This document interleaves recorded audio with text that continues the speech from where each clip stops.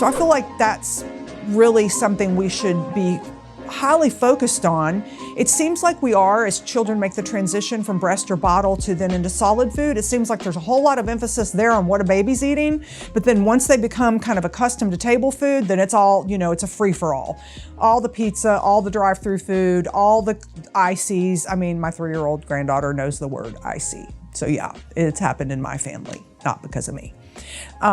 She knows the word quinoa at my house. So those things have an impact on the future hormone balance of your child.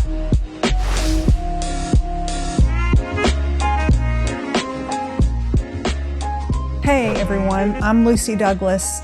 I'm owner and CEO here at New Beginnings Wellness Center and Spa in Ruston, Louisiana. So I'm going to talk to you today about the menstrual cycle or women's periods.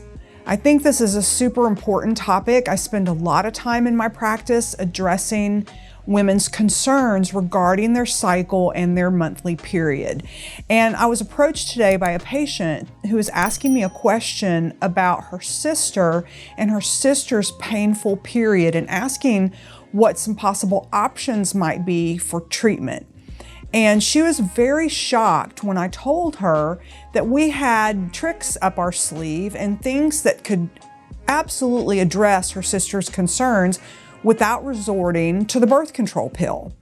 And I started to go into some explanation as to where her symptoms were coming from and how we could really excitingly address her issue as a young 23-year-old woman to bring her a better quality of life, because her sister was sharing with me that she literally has to plan her life's happenings around her monthly period because it has been giving her such a fit now for so long. So I thought, that's probably something I need to spend a little time talking about and making you aware of some reasons that this is happening and some strategies to help. Because our periods are very intricate, very beautifully designed, and put in us, that whole mechanism placed in us on purpose. And so it makes me sad that when women finally make their way to me and I find out that they've been struggling with this for years, oftentimes since they very first started menstruating.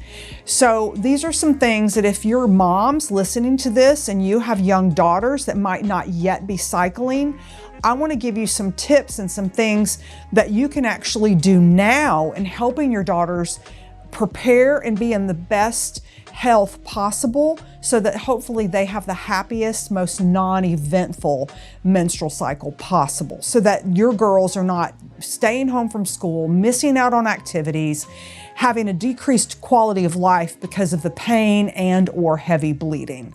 That just does not have to happen. So let's talk about the possible whys. If this resonates with you, if you're saying, oh wait, you said painful period, what?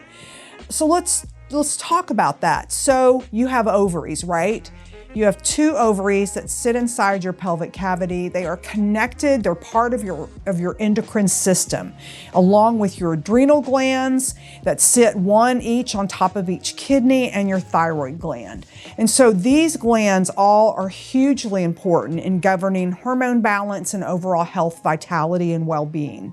Then you have 2 glands in your brain that govern all of your endocrine system. You have your hypothalamus and your pituitary gland. So there are some chief governing hormones that are secreted by the hypothalamus that speak to the pituitary, which sets into motion signaling hormones that the pituitary releases to the various endocrine organs to tell them what to do.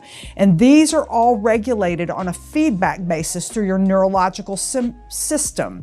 So we call this the neuroendocrine system. So the brain is the governor, the boss, if you will, and by negative feedback, instructing the endocrine glands how much of their various hormones to release to their target tissues. So this is all set into motion and is happening in embryonic development. And then your sons and daughters are born with perfect, hopefully, little endocrine systems that over time grow and puberty begins to happen. In boys, that certain path of physical changes happens. And in girls, that also happens. And then girls are blessed with their monthly period. So if that was to not all be so happy, especially in a young girl, why perhaps would that be? Well, there's not just one easy, quick answer to give to you about that. There's layers, just like we've talked about before, about so many different things that I address here at New Beginnings. You're a puzzle, and there are various pieces to this overall hormone balance puzzle. And so certainly we have to take into consideration environmental toxins. I feel like some people might be inordinately sensitive to various toxins in their environment. One of the main ones is plastics. So moms, if you have young girls or even young boys, because I'm seeing a lot of weird hormone stuff in young, late 20, early 30-year-old men that are already having some issues with their hormone levels, and you got to go, where the crap is that coming from? So let's talk about environment and how to clean that up. Plastics, huge. Those contain chemical estrogens called xenoestrogens that can be endocrine disrupting chemicals. So those things just in and of themselves can dramatically negatively impact hormone balance. And that is all happening a lot in the liver, because the liver is our chief detox organ. And there are various pathways in the liver where the hormones, as they're being made, so for instance, estrogen or estradiol would be the most bioavailable, bioactive female hormone in a cycling female of childbearing years. That estradiol is made by the ovaries in response to signaling from the brain, has its action in all the various cells, and then it has to go through a detox process. And so estradiol is oftentimes broken down into a companion hormone called estrone, which then has metabolites that flow down from estrone, and that whole detoxing pathway is happening in the liver. So if this body is under a great deal of stress from environmental toxins, from toxins in food, chemically laden food, processed food over the course of the life of, say, the first 10, 11, 12, 13 years, and there's been a diet heavy in processed food, dairy food, toxins from home care products, skincare products, shampoo. Just think about the cumulative effect of all of those exposures over days, weeks, months, years, and then taking into consideration each person's unique genetic makeup. And so those things all in combination can then sort of have their perfect storm in leading to a very angry and unpleasant period. So it's important. That's why I spend so much time talking about nutrition, and that actually has so much impact on us for health, even as very young people, and then leading up to when puberty happens, so that there can be the best possible chance for happy, balanced hormones, and that your sons and daughters are not suffering even very subtle negative effects of an overburden of toxins. So I recommend, staying away from plastic water bottles. Don't let that become a habit in your household. The best, most highest quality food possible. I've spent a lot of time in all of my videos talking about this, so I'm just going to reiterate it again. Fruits and vegetables. I was talking to a patient today, saying her 16-year-old son, she said, I want him to come see you. And she goes in to elaborate further on some of his concerns and issues, and I said, oh, hold up just a minute. I said, what does he eat? And she said, pretty much meat and potatoes. I was like, I don't know what I can do really based on the things she was sharing with me about some of his concerns. And I said, really where I would come at that would be through his nutrition. And if at 16, he's going to be pretty set in his ways. And so I didn't feel like I would have an opportunity for a great deal of impact on a young person who might be extremely stubborn and unwilling to kind of change some of their nutrition habits. So that's why it's important you start with your babies, that you start introducing fruits and vegetables and all across the lifespan, even with your toddlers, your young children. That doesn't mean they'll never eat a piece of pizza. Do not misunderstand me. But I'm saying as parents, as the adults in children's lives, it is our responsibility to introduce the right foods to them. And hopefully they have a palate that will be accepting of a diverse variety of foods and not chicken nuggets and French fries 24/7, 365 days a year. So I feel like that's really something we should be highly focused on. It seems like we are, as children make the transition from breast or bottle to then into solid food, it seems like there's a whole lot of emphasis there on what a baby's eating. But then once they become kind of accustomed to table food, then it's all, it's a free-for-all. All the pizza, all the drive-through food, all the ices. I mean, my 3-year-old granddaughter knows the word icy. So yeah, it's happened in my family, not because of me. She knows the word quinoa at my house. So those things have an impact on the future hormone balance of your child. So you think, what the heck does that have to do with anything right now in my 3-year-old? It has everything to do with who they will be when they're 13. So please be attentive to that and really make that a priority. I encourage families to have values around health. What are our goals as a family? What are our ideals regarding the health and wellness of each member of the family? And you begin to teach that to your children, just like you teach them not to be bullies and be unkind to other children. This needs to be part of the family conversation. And then I feel like as children grow and mature and they become teenagers, certainly they might eat the occasional drive-through hamburger, but they also are able to have an overall pretty healthy foundation of other whole foods that speak to their overall health. So environmental toxins, toxins from food, heavily laden processed food, those kinds of things. Dairy can be very disruptive to hormone balance. And sometimes you don't know that your child has a sensitivity to dairy. It might not be a gut issue. It might be manifesting in the skin with persistent acne, headaches, chronic sinus infections, lots of mucus. So things like that can be very much related to an intolerance to dairy foods. So it seems like I started out talking about periods and now I've spent 10 minutes talking about food again. And it's like I never shut up about that.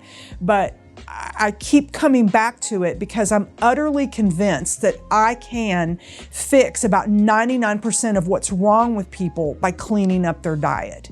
And I've seen it too many times in the women that I've worked with struggling with infertility, that is a huge part of what we do together.